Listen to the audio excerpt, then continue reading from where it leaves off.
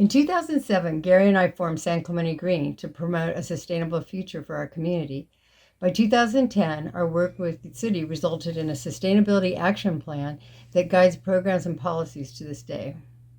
San Clemente Green led the grassroots effort to shut down San Onofre Nuclear Generating Station, also known as SONGS.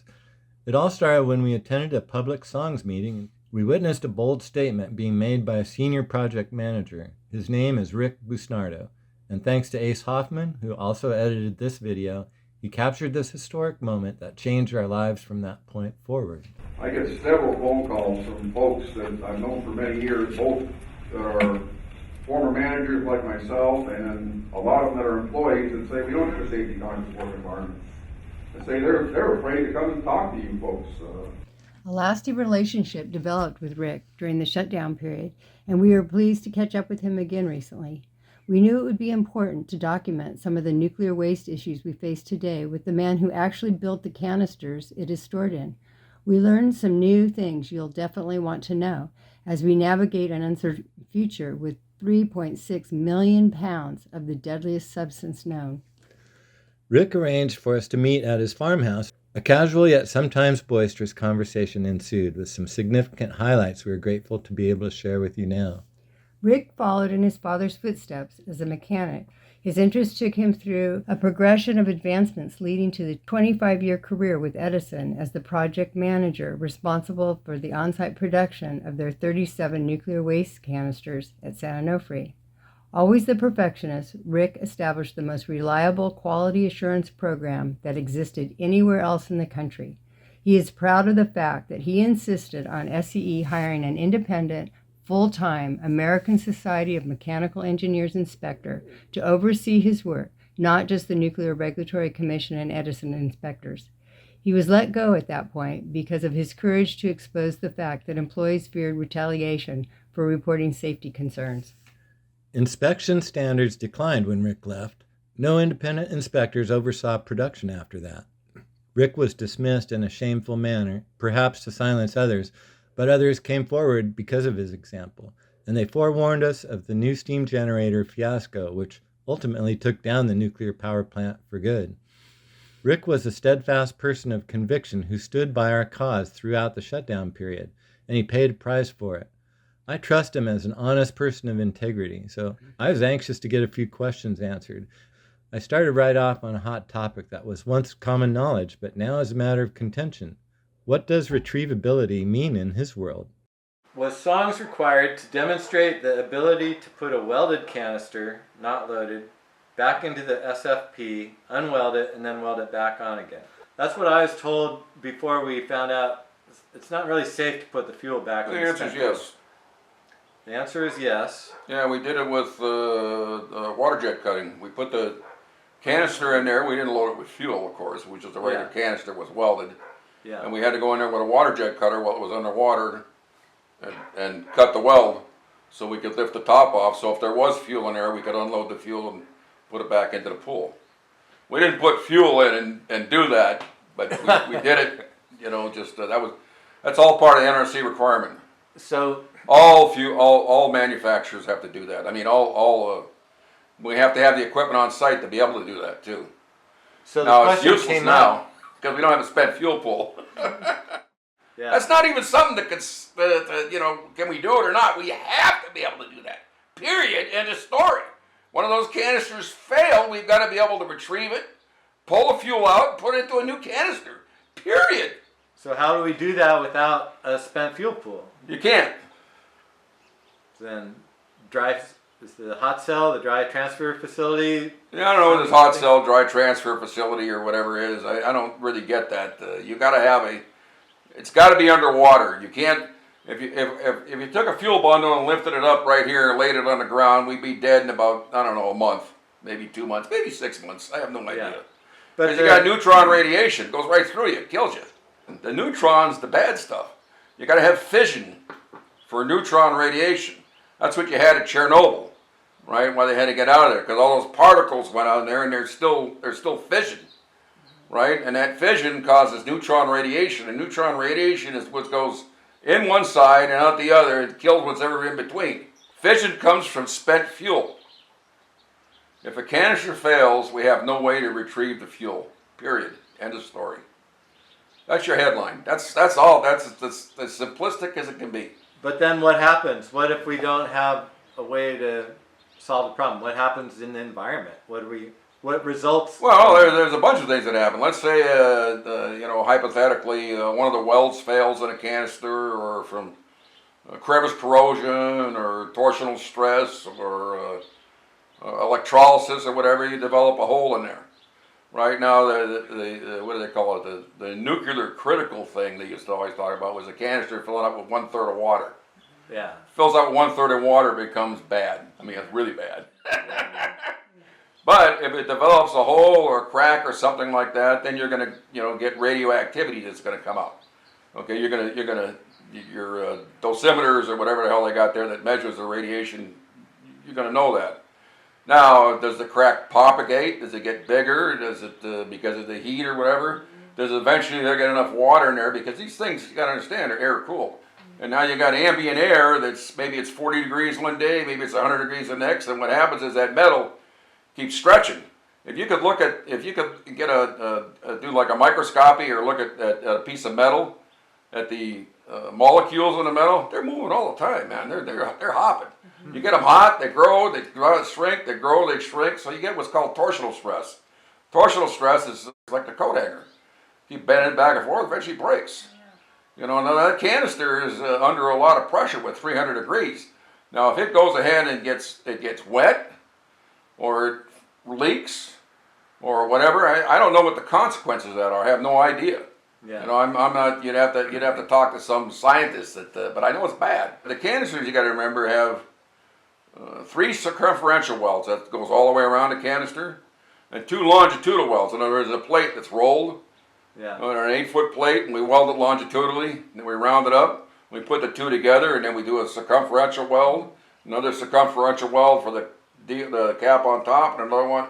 So you got, I don't know how many feet of weld that is, but it's a lot of weld. Yeah. Just so we understand what attacks metal. There's electrolysis, that's dissimilar metals. Take 2 pieces of metal and weld them together. One that's less noble and the one that's more noble, one is going to plate the other, especially in a chlorine environment. Okay?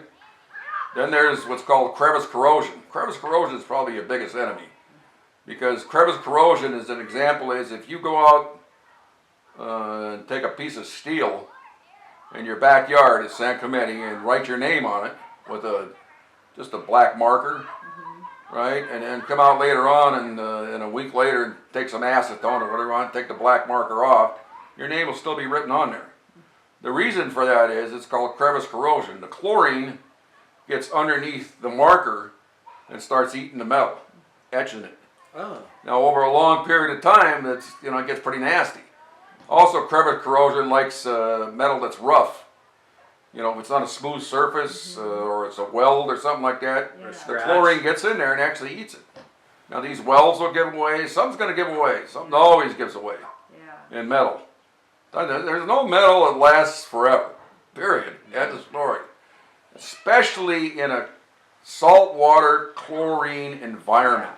Metal's worst enemy is chlorine. It's bad. Hey, ask anybody who owns a boat. God, if there was an earthquake or a tsunami or one of them started a leak, which is going to happen probably before the other 2, but you don't know. We're losing our full core reserve. We had to put the fuel someplace, or the plant was just going to shut down. We couldn't keep doing refueling and taking 90 fuel bundles and put them in the fuel pool. There was no place to put them. They had to go into canisters. So that was my short thought, because I'm like work for SCE and I want to keep the plant going and all that kind of stuff. So they asked me to go out and look at all these different canister plants, outfits. There were 5 of them at that time, and I can't remember the names of them. I know Holtec I ranked as the worst, which is the one they're using right now. And I didn't like Holtec because I thought they were basically shoddy, and they were all welded. And I didn't like the idea of a weldment being in 300 degrees because of the welds, the crack and all that. I thought it was just bad. And also I didn't like the quality control. And it wasn't only them. It was the other 4 cans. The best one I thought was transnuclear. And the reason I like transnuclear because it was mainly all mechanical. The bundle bolted together, and was all, it looked like it was a lot more safer than all the other ones. And I like the transnuclear people. I thought they were on the ball. They worked for Areva, which is a huge manufacturer. But what I insisted on at the plant is that we build it using an ASME end stamp. Every manufacturer will say they build it under the ASME code, but they don't put an ASME end stamp on it. I could build it under any code, see what the code says and go do it. What an ASME end stamp gives you is an independent, what's called an ANI, authorized nuclear inspector. He's independent. He works for ASME. And he's in your shop. And he's inspecting everything you're doing, making sure it meets the code. You have your own quality assurance program, right? Your own Edison inspectors. They're doing the same thing, right? And he's doing it independently. So what I wanted was, if we were going to build canisters at Edison, and I use this term about 1 billion times, I didn't want to have the public think we had the fox in the hen house, so to speak. In other words, we're out there, shooting from the hip. We've got an authorized nuclear independent inspector. Now, it took about $1 million to get that program and get that ASME end stamp, and it was very hard to do. We were the only nuclear power plant in the world that I know of that had an ASME end stamp. There's no requirement for the NRC to end stamp them. The NRC's requirement is that you build it to the code. How stupid is that? You have to build it to, I don't know, section 3, division, I forgot what it was, division 1, whatever. You got to build it to the code, right? But you don't have to end stamp it. Now, I can assure you that those canisters that we built are exactly to the way they were designed. Now, whether the design works or not, that's a whole different story. And if you look at Transnuclear's document, and I don't want to take that, but I think they're only good for 20 years. That's all Transnuclear will tell you. And I probably got that document someplace. And when you look at where they put that damn fuel, it's the only place that they could put the fuel where they had some space. Yeah. They could have at least took it like across the freeway onto the mesa where it's higher or something like that, where it's no oceans, to take the ocean out of it. Yeah. They could have done that, but no, because it was the cheapest thing to do. Mm-hmm. Yeah. It will not be the federal government that does it, because they couldn't agree on the time of day, and plus, federal government's talking about 50 states with 3,000-4,000 canisters. They can't. Yeah. There's no one solution for All of them. all of them. Yeah. You There's know, like 16 power it's got to be a plants. state Yeah. solution. That's what you got to focus on. I wrote a letter and sent it to the CEO of the company and everybody in senior management, basically telling them that we can't be worried about raising concerns for fear of retaliation. That's what's happening right now here at San Onofre. I knew it was doomed once I did that. I knew it was all over for me, but it's the right thing to do. And I always thought that license for storage, and they're just doing that because they don't want to pay the fees for transport, because they're not going to be transported yet. They're going to wait 5-10 years, whatever, and transport it. Once I found out that they're not going to license for transport, and this stuff is going to sit here like forever, and I went to Yucca Mountain and seen Yucca. I was actually at Yucca Mountain, walked into the big tunnel and all that, and seen how stupid it was and how ridiculous everything there was. And because you'll go through the military base, and you'll drive for about 30 miles, and all you see on each side of you is places that are all roped off for radioactivity. But once I learned Yucca Mountain isn't going to open, that was bad. Because I know as a engineer and as a machinist and as a person who understands metallurgy and so forth, that is not going to last 10, 20, 30 years. It's just not going to last. It can't. Wow. Not on the ocean. It can't do it. Nothing lasts on the ocean. Anybody who owns a boat can tell you that. I mean, even in a nuclear power plant, everything that was stainless and everything corroded and fell apart. We'd have to replace it every 10, 15, 20 years. It's just bad. It's just, and now we have no plan.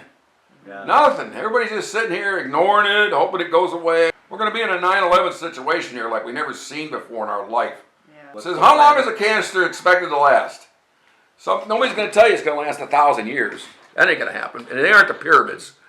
Nobody's going to say it's going to last more than 20 years. Yeah. I mean, with any credibility. Yeah. Nobody that's in the industry would say that. How long do you expect it to last? What are we going to do with it when it fails? The ones that we did were horizontal, they're in horizontal storage. So you line up the canister with the overpack, the big concrete pack, and you got this big ram that pushes the thing in. Okay, now if the canister is not properly aligned with the overpack, or is a little cockeyed for lack of a better word, and you go push it in, it ain't gonna go in. The ram keeps pushing, the canister picks up a gouge, the gouge starts working on the canister, and it goes ahead and in the case of canister 19, it ripped the wall. Now we looked at those gouges; they're pretty nasty. they were pretty huge. I don't know. Maybe it's okay, but the wall's a lot thinner in that particular canister. Now, the question is that the only one? You know, and we don't know. The only reason that we know is there happened to be somebody out there on the site that said, "Hey, what are you doing?" You know. I mean, there's 37 installed there. Now, another example is Holtec. Holtec did the same thing. When they were lowering a canister into their overpack, they had it cockeyed. And when they lowered that 24-ton canister, which like wants to go, you know, when they lowered it down and all the rigging went slack before it was in other words, the rigging was loose and the canister was hung up, you know, and they had to get it back out again, it gouged it, right? Yeah. Now, same case. There was somebody there that said, "What the hell are you doing?" Because the guy that's running the show doesn't want to be the idiot that says, "Oh, look what I did." Yeah. That's so true. I mean, that's just, you know, and he don't know any better. He don't know that it's gouged or whatever. You know, he just lifts it up another inch, gets it loose, and lowers the rest of the thing back in. Nobody knows. Right. So I don't know. I mean, and does that mean anything? Well, it means the wall on the canister is thinner. All I know is it was reviewed by the NRC, and you know, a bunch of engineers pencil whipped it and they said it's okay, but it's pretty nasty. Yeah. It's a big, huge gouge. Yeah. Safety-conscious employees at Songs, like Rick Busnardo, alerted us to the dangers that the industry did not want revealed to the public. The importance of whistleblowers cannot be overstated, heroically sacrificing their own well-being for the good of others. Because Rick decided to come forward, concerned citizens came together to force the shutdown of an aging and troubled nuclear power plant. But then we were confronted by an alarming reality. Tons of nuclear waste left near a popular beach described as the center of the surfing universe, only 100 feet from the rising sea, with radioactivity lasting millions of years, menaces present and future generations. San Onofre is a microcosm of this national problem, the mismanagement of lethal radioactive waste lasting millennia. As temporary canisters decay, a nationwide crisis emerges, and the race to avert a catastrophe becomes a stark countdown against time. The role citizens must play is essential to ensure public safety is the top priority, and not contractors' short-term profits. For our protection, we need to build a facility like those used in Switzerland, with a hot cell for transferring nuclear waste into long-term storage containers, protected by a building capable of protecting it from the forces of nature or terrorism. Please join this effort to prevent such a calamity, and help us pass legislation that will demand a California solution that will set the stage for the rest of the country. Together we can do this.